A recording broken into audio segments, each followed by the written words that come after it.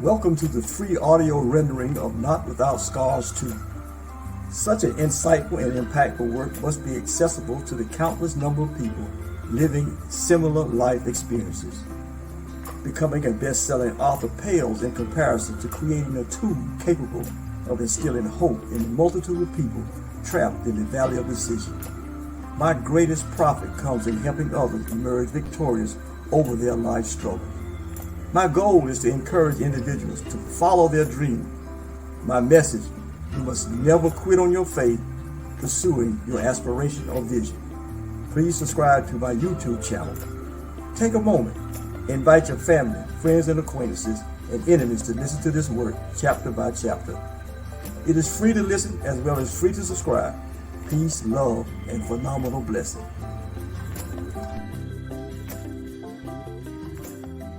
How do I write my life story? I know hurt and pain. I don't like either one, whether physical or emotional. Herein contains my story, Not Without Scars, Part 2. Optimism, perseverance, persistence, resilience. 2 decades of personal struggle. Optimism.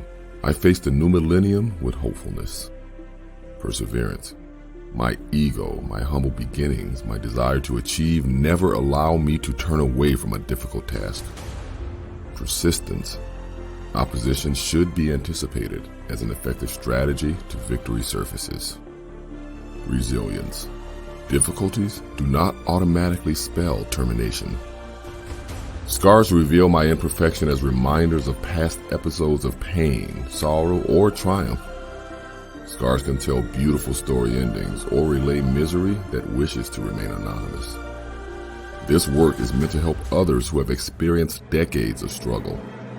When struggles appear to never end, you must get through the night and face the challenge of a new dawn with fresh hope. Chapter 4. The Interim Pastor. Introduction. The interim pastor is the role designated for the minister who serves as the transitional clergy or pulpit supply until a permanent pastor has been selected. The title interim almost assures the individual that the congregation has plans beyond your present. Whatever the reason, you are not the choice for the mainstay assignment. I would evolve into the role of an interim pastor several years into the future. However, the unique quality that I would need to fulfill that role began several years before the opportunity to serve revealed itself. It is not generally thought that a temporary assignment would require special preparation. However, for me, the temporary assignment will hold the key to exposure and lead that otherwise would never have occurred. Recognition of life delivery system will always prove to have a monumental advantage. These advantages can be proactive when you are able to anticipate an opening. The advantage also may prove of great benefit when you have to recover from a devastating catastrophe. Offensive or defensive, the advantages can be ascertained through life's teaching moments. Experiences do not always have to be pleasant to convey the substance of prodigious value. Interim by nature suggests a provisional or temporary intervening for only a time or season. On the other hand, pastor by nature suggests the minister is in charge of a congregation. Provisional leadership in a transitory post will never be recognized as true leadership. However, one can learn the true essence of what is essential to ascend into a welcome and respected leadership status while fulfilling a temporary appointment. The element is the ability to observe and absorb. This can best be accomplished when carrying out responsibilities without drawing attention to oneself. I learned to perform assignments with excellence and as near flawless as possible, while directing all the credit for the efforts to another. These were lessons I learned when given an opportunity to occupy a post when fewer occasions came my way. It had everything to do with what I did not know rather than getting a small credit for the little that I already knew. Interim pastor at Christ Community Church in New Albany, Ohio, was years away. It would prove to be one of the most pivotal posts that I would ever embrace. I received a free appraisal of my value as a cross-cultural, multicultural, and multi-dimensional individual. You have to step outside of the familiar sometimes to be prepared for what the future holds in store.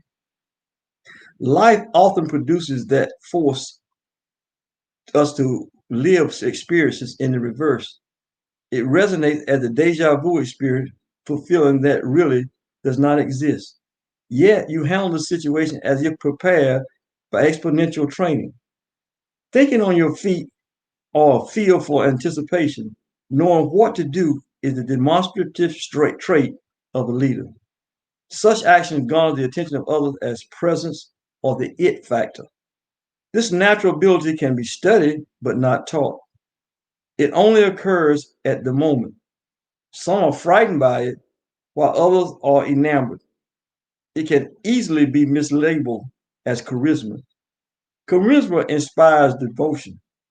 This other natural thing happens with the urgency of the situation. It cannot even be sought after as it only appears without fanfare. Once discovered, it becomes the most value accumulation.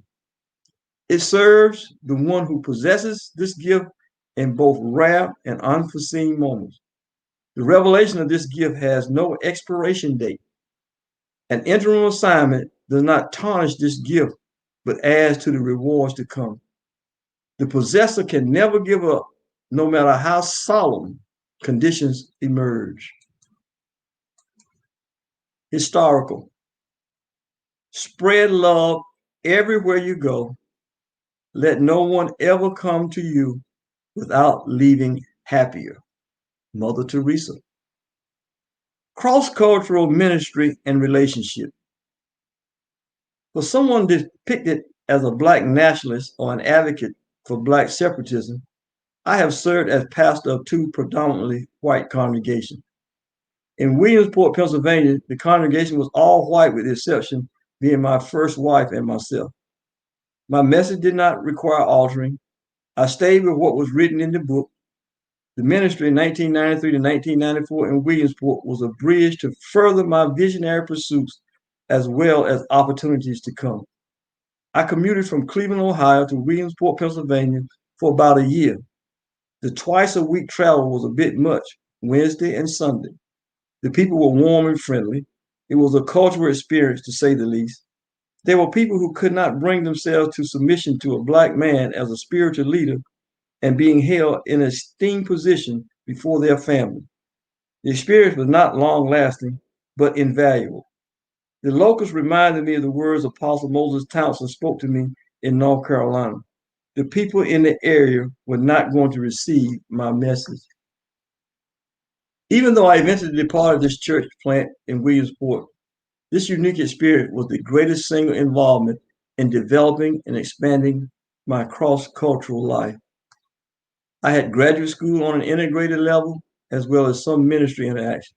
But the Williamsport occurrence was an authentic engagement in the lives of people of another race. It was both intensive and extensive. It was more than a ministry. It was a relationship bonding. Respect and love were embedded in the ministry. More than quoting scripture or expounding upon them from a pulpit, I underwent a transformation. I took a leap beyond a Black sharecropper's son to being a leader of a white congregation. I had not realized the significant impact saying yes to this church plant congregation when would have on my life and my ability to conduct commerce and socialize with simplistic comprehension while having to express the complexity of being Black when needed. Those humble people in Williamsport, Pennsylvania only wanted a pastor to lead them. In addition, I had so much to learn about myself as well as set into practice what I preach. My task was making unconditional love a reality in the lives of others while accepting the same reality in my life. My judgment position had to move from a blanket inclusion of everyone to weighing each individual without lumping all people together. Gordon Barnes and his wife Diane brought me to Williamsport. knowing that I was an ex-felon. This dynamic couple were volunteers with Prison Fellowship. They met me while I served time at the United States Penitentiary, Lewisburg, Pennsylvania. My return to the Cleveland community provided me with an enriched capacity for life. The knowledge I had gained from sharing and grasping the problem of poor people transcending race. My goal was to lead them on a path of happiness. This detour deepened my life. Few opportunities of such magnitude happen in life. There could not possibly exist an adequate dollar amount meriting what I ascertained from this experience. This was truly about preparation for the future. I could never have imagined while in prison that a pastoral experience was only minutes away from where I prayed for freedom so frequently.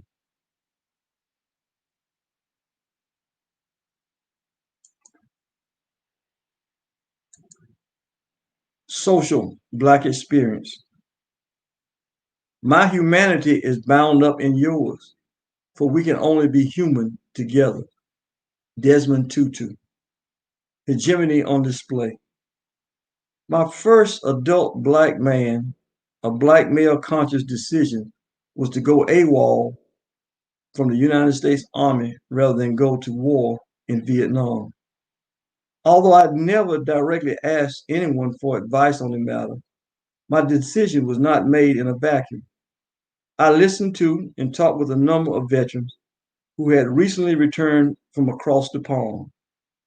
1969, my 20th year on the planet, was much too early to tackle life and death on a battlefield. I listened to and read extensively the words of Muhammad Ali on his reasoning for not going to war against an enemy who had never called him a derogatory name.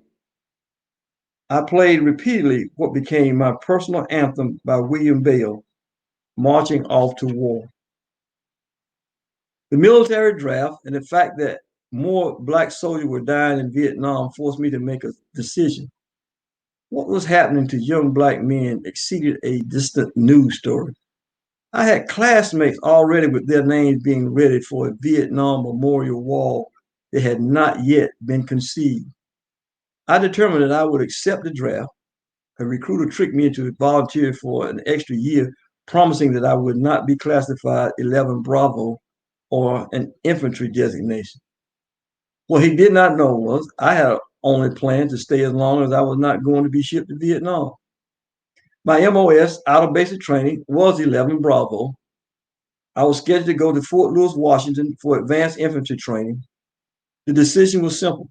I was heading to South Bronx, New York.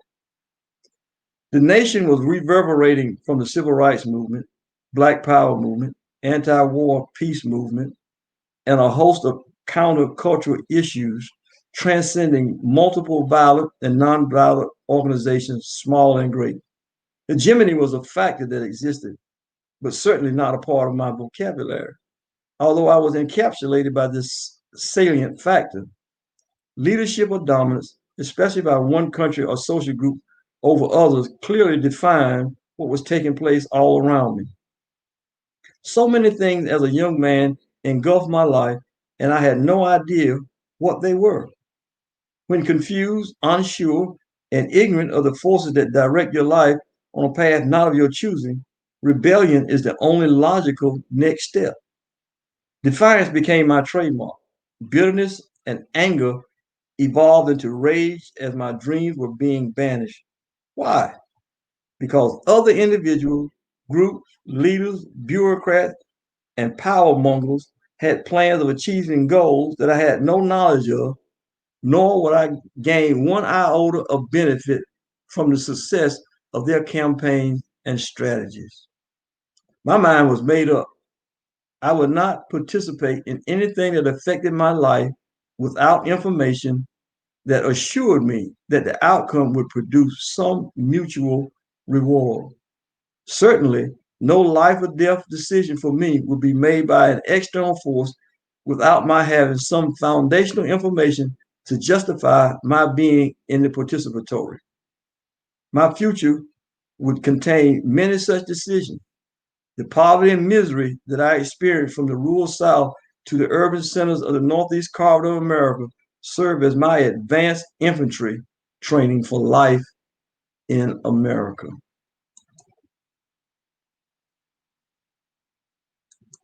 Theological. And I will give you spiritual shepherds after my own heart in the final time, who will feed you with knowledge and understanding and judgment. Jeremiah 3:15, Amplified Bible Classic Edition. The anointing and the jealous. The worst illusion possible produces the thoughts that a clearly defined temporary assignment will morph magically into a permanent position. Entering into any field of employment, one has to have an assurance of where that fits into the overall role of the sector that has hired them. The entrepreneur must have a clear knowledge of the targeted industry where a market share is sought. In both instances, knowledge, understanding, and judgment are crucial for any promise of success. Mentors, I have learned, are not always the individual who volunteer for the role. In fact, many prominent mentors can actually try to conceal knowledge from the overzealous or even eager learner. I realized that one has to learn by being a clandestine mentee or a camouflage mentee. I have learned by observing what successful individuals do well and by what successful people do not perform with excellence. The conferring of information or knowledge can be a beautiful exchange to a level of individual. When the one has status and knowledge and willfully transfer his wealth of knowledge to a learner, the process produces a seamless invigoration of potential. In order for the extraction by one and the bestowing by another, the absence of jealousy has to be foremost in the process. The spirit of the people in this procedure has to maintain a reciprocal aspiration. The bond has to be set to make something better than both individuals currently possess. The status quo will not suffice. A broader channel must be the goal for an unwritten chapter to be written than will eclipse what has been accomplished. Jealousy is as cruel as the grave. Jealousy has killed many dreamers and multiple visionaries. A jealous opponent may well disguise their approach towards sabotage. Derailment will come at the least expected turn with the intent of sudden destruction. A temporary assignment may also have its share of landmines. What is obvious to others may not be visible to the individual in a vulnerable slot. Of course, the reverse may be true as well. A momentary designation does not necessarily lead to a long-term placement. However, a current position may lay the foundation for future ascension. The position to learn how well, the position to learn how now may well be an enviable spot for someone who has an agenda of their own. The observant individual will recognize the protected nature of the intangible factors that have a bountiful place in the settings of life.